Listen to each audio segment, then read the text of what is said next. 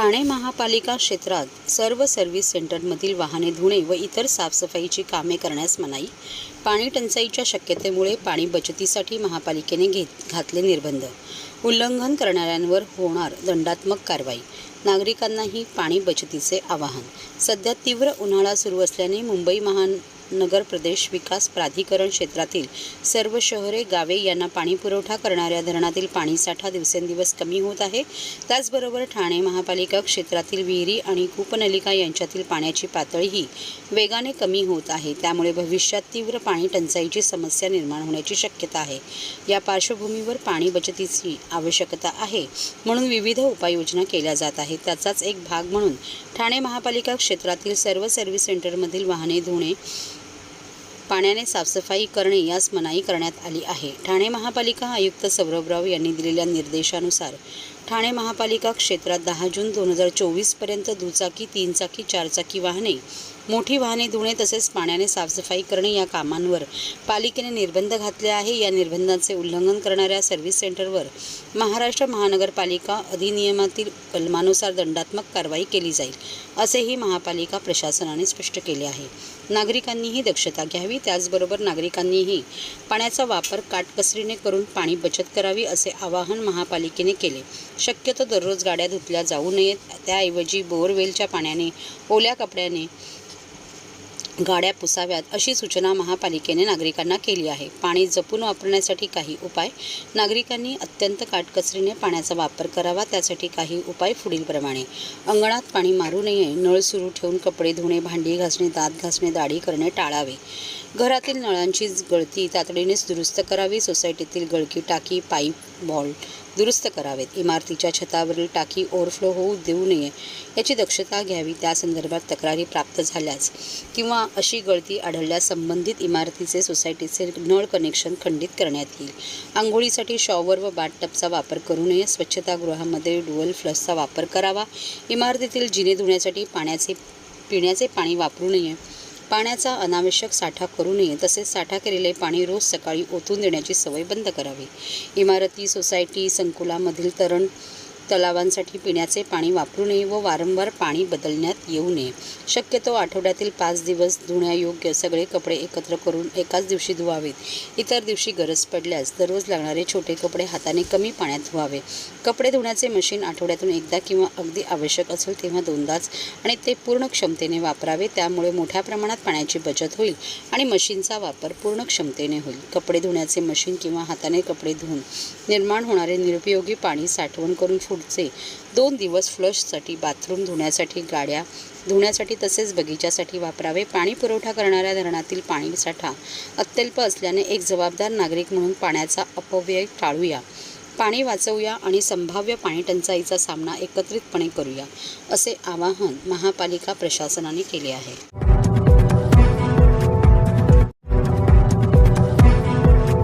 सर्व नागरिकांना आवाहन करण्यात येत आहे की सध्या डासांमार्फत पसरणाऱ्या डेंग्यू या आजाराचा प्रसार रोखण्यासाठी प्रत्येकाने पुढील प्रमाणे कार्यवाही करावी। डेंग्यू आजार एडिस इजिप्ती हा डास चावल्याने होतो। या डासांची पैदास साचलेल्या किंवा साचवलेल्या स्वच्छ पाण्यामध्ये होते। 8 दिवसांपेक्षा जास्त दिवस पाणी उघडे व साचून राहिल्यास त्यात डास अंडी घालतात। अंड्यांच्या अळ्या तयार होऊन पुढे डास तयार होतात। यासाठी आपल्या घरातील पाणी साठे, उदाहरणार्थ बॅरल्स, पिंपे, टाक्या, हौद, रांजणे इत्यादी दर आठवड्याला रिकामे करून घासून पुसून कोरडे करून पुन्हा भरावे। 1 दिवस कोरडा दिवस म्हणून पाळावा। पाणी साठ्यांना घट्ट झाकणे बसवावीत किंवा जुनी साडी, चादर, धोतर यांनी बांधून झाकून ठेवावीत, म्हणजे डास त्यात जाऊन अंडी घालणार नाहीत। घराच्या गच्चीवर, आजूबाजूला, अंगणात कोठेही पाणी साचू देऊ नये। भंगार सामान उघड्यावर टाकू नये, उदाहरणार्थ टायर्स, प्लास्टिक सामान, कुंड्या, टाकाऊ वस्तू इत्यादी। अशा सामानात पावसाचे पाणी साठून त्यात डेंग्यूच्या डासांची पैदास होते। घरातील कूलर्स, फ्रीजच्या पाठीमागील ट्रे हे देखील वेळोवेळी कोरडे करावेत। लक्षात ठेवा, नुसत्या फवारणीने डास घनता कमी होत नाही, तर त्यासाठी डास पैदास ठिकाणे नष्ट करणे ही आपल्या सर्वांची जबाबदारी आहे।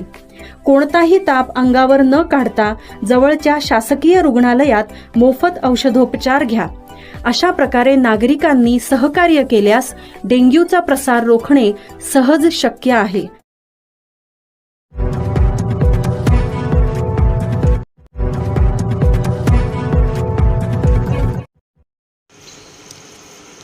पिस्टॉल विक्री करणाऱ्यासाठी आलेल्या इसमास मुंब्रा पोलिसांनी केली अटक.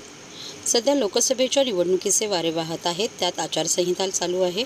या निवडणुकीच्या धामधुमीत काहीही विपरीत घडण्याची शक्यता असते. यावेळीच गुन्हेगारी प्रवृत्तीचे लोक सराईत गुन्हेगार सक्रिय होतात. त्यामुळे ही निवडणूक शांततेत पार पडण्यासाठी आणि कायदा सुव्यवस्था राखण्यासाठी वरिष्ठांकडून पोलिसांना वारंवार सूचना प्राप्त होत असतात.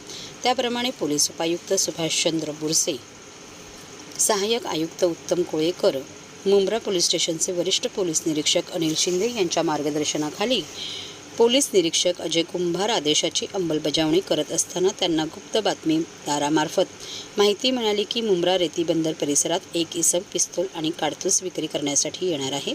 मिळालेल्या माहितीप्रमाणे त्या ठिकाणी सापळा रचला असता उत्तम पितांबर पुनिया या 23 वर्ष इसम 2 देशी बनावटीचे पिस्तूल मॅगझिनसह 3 जिवंत काडतुसासह मिळून आला. हा इसम कोणाला हे पिस्तूल विकणार होती याची माहिती पोलीस घेत आहेत. तर न्यायालयाने त्याला 8 मे 2024 पर्यंत पोलीस कोठडी सुनावली आहे. 20 मई 2024 को 5वें चरण में अपना इधर का वोटिंग हो रहा है. तो ये जो वोटिंग है लोगों ने निर्भय होकर निश्चिंत होकर करना चाहिए. इसलिए गुनहगारों के ऊपर सख्त कार्रवाई करने के हमारे सीपी साहब के आदेश है. उसके हिसाब से हम लोग हमारे होमिंग ऑपरेशंस और बाकी की कार्रवाई सब चालू है. वो हिसाब से जब कार्रवाई चालू थी तो मुंब्रा पुलिस स्टेशन के एपीआई कुंभार उनको इन्फॉर्मेशन मिली कि एक आदमी रेती बंदर पे कुछ अवैध हथियार बेचने के लिए आने वाला है. इसलिए उन्होंने वहाँ पे जाके ट्रैप लगाया तो बाद में उनको ये ट्रैप लगाया गया 5 मई 2024 को. और जैसे इनको इन्फॉर्मेशन मिली थी, इन्फॉर्मेशन में जो आदमी का पहराव था वो पहराव का आदमी आ गया तो उन्होंने उसको दबोच लिया. और उसके बैग थी उसके पास, बैग में सर्च किया तो उसके पास 2 पिस्टल मिल गए, 3 राउंड मिल गए. जब उसके साथ पास इंक्वायरी की गई तो वो झज्जर हरियाणा का रहने वाला निकला और वो यहाँ पे हथियार बेचने के लिए आया था. ये हथियार अगर किसी को दूसरी जगह पे बेचा जाता तो इससे बड़ा हादसा हो सकता था. मुंब्रा पुलिस स्टेशन की टीम ने जो अच्छा काम किया है जिससे आगे होने वाला एक बहुत बड़ा हादसा बच गया है. आरोपियों का नाम क्या है, उनका पिछला रिकॉर्ड क्या है सर? आरोपी झज्जर हरियाणा का है, उसका नाम है उत्तम पितांबर पुनिया जिसकी उम्र है 23 साल. सर ये जो आरोपी है ये हथियार किसे देने आए थे, इसकी कुछ जानकारी हुई? इसकी इंक्वायरी चालू है और इन्वेस्टिगेशन चालू होने की वजह से उसमें उसकी इन्वेस्टिगेशन में बाधा आ सकती है. इसलिए हम लोग अभी इस स्टेज पे नाम बता नहीं सकते हैं. और ये हथियार कहाँ से लाए गए थे? ये हरियाणा से उसने बाय किया था या कहीं और से? हरियाणा से लाए थे हथियार उसने, उसके बारे में इन्वेस्टिगेशन चालू है. सर ये हथियार जिन्हें देने आए थे कुछ इलेक्शन को लेके कुछ माहौल खराब करने के लिए था या ये उसके बारे में इन्वेस्टिगेशन चालू है. और कुछ बातें ऐसी कि जो अभी डिक्लेयर करेंगे तो हमारी इन्वेस्टिगेशन में कुछ रुकावटें आ सकती है. इसलिए समय आने पर ये बातों का इंफॉर्मेशन आप लोगों को दिया जाएगा.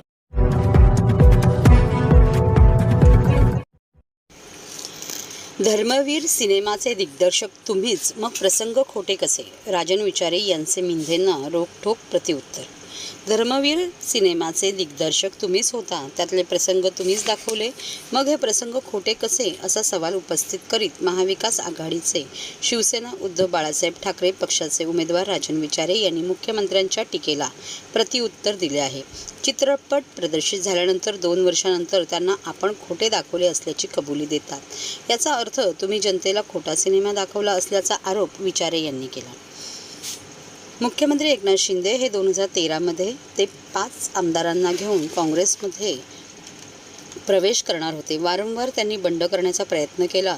त्यांच्या शेवटच्या बंडापर्यंत मी त्यांच्यासोबत होतो, मात्र त्यांना केवळ शिवसेना संपवायचीच होती असा गंभीर आरोपही त्यांनी मुख्यमंत्र्यांवर केला आहे. त्यामुळेच विचारे निवडून येत होते असे देखील शिंदे म्हणाले होते. मात्र मागील 2 निवडणुकीत केवळ आपल्या पुत्राचेच काम शिंदे यांनी केले. ठाण्यातील सर्व यंत्रणा मिंधे तिकडे करून जात असत. त्यामुळे मी माझ्या स्वतःच्या जीवावर स्वतःच्या कामावर निवडून आलो आहे. शिंदे यांनी केलेले बंड, फोडलेली शिवसेना हे सर्व केवळ खुर्चीसाठीच होते असाही आरोप त्यांनी यावेळी केला. यांनी केवळ सेटिंगचे राजकारण केले. शिंदे यांनी पहिले आमदारकीचे तिकीट मीच मिळवून दिले.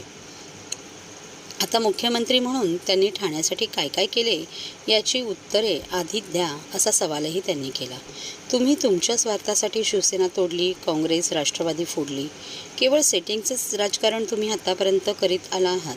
तसेच आता महाराष्ट्राची आणि ठाण्याची जनता तुमचा तमाशा बंद केल्याशिवाय राहणार नसल्याचा विश्वास विचारे यांनी यावेळी व्यक्त केला. गोल्डन गँगचा लीडर म्हणून म्हस्के प्रसिद्ध. नरेश म्हस्के कोरोना काळात कुठे होता? घरात बसून होता. महापौर पदाच्या कारकीर्द काय काम केलं हे सांगावे. केवळ गोल्डन गँगचा लीडर म्हणूनच त्याची आतापर्यंत प्रसिद्धी राहिली आहे. ठाणे महापालिका लुटण्याचे काम मिंधे आणि म्हस्के यांनी केले. धर्मवीर आनंद दिघे यांच्या आनंद आश्रमाची पाटी काढून तिथे स्वतःच्या नावाची पाटी लावली. त्यामुळे तुमच्या मनात दिघे यांच्यावरील प्रेम काय आहे हे जनतेला माहीत आहे. शिवसैनिकांनी त्यावेळेला ह्या संबंध ह्याच्यात भाग घेऊन माझ्याबरोबर जे शिवसेनेचे सर्व पदाधिकारी होते त्या लोकांनी सर्व घेऊन मला 2014ला त्यावेळेला, आणि सर्व ठाणेकरांना पण माहिती आहे, आज इथे कित्येक जुने पत्रकार इथे बसले आहेत, त्या पत्रकारांना सुद्धा माहिती आहे. ते बातम्या पण आल्या होत्या पेपरवर की राजन विचारेंना वाऱ्यावर सोडून एकनाथ शिंदे कल्याणला गेले होते. त्याही परिस्थितीत मी निवडणूक लढलो आणि त्याही परिस्थितीमध्ये सर्वांच्या सहकार्याने त्या 2014ला सुद्धा मी निवडून आलो, 2019ला सुद्धा निवडून आलो.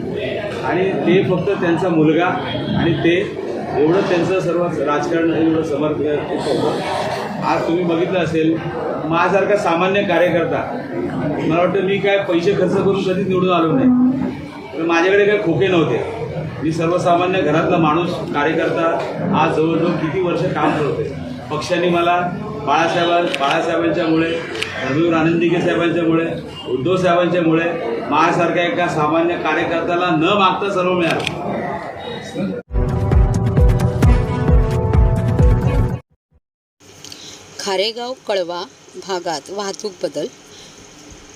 मुंबई नाशिक महामार्गावरील खारेगाव भागात भुयारी गटार योजनेअंतर्गत महापालिकेच्या माध्यमातून विविध कामे केली जात आहेत. या कामांसाठी ठाणे वाहतूक पोलिसांनी मुंबई नाशिक महामार्गावरील खारेगाव आणि साकेत पूल परिसरात मोठे वाहतूक बदल केले आहे. 31 मेपर्यंत हे वाहतूक बदल कायम असतील.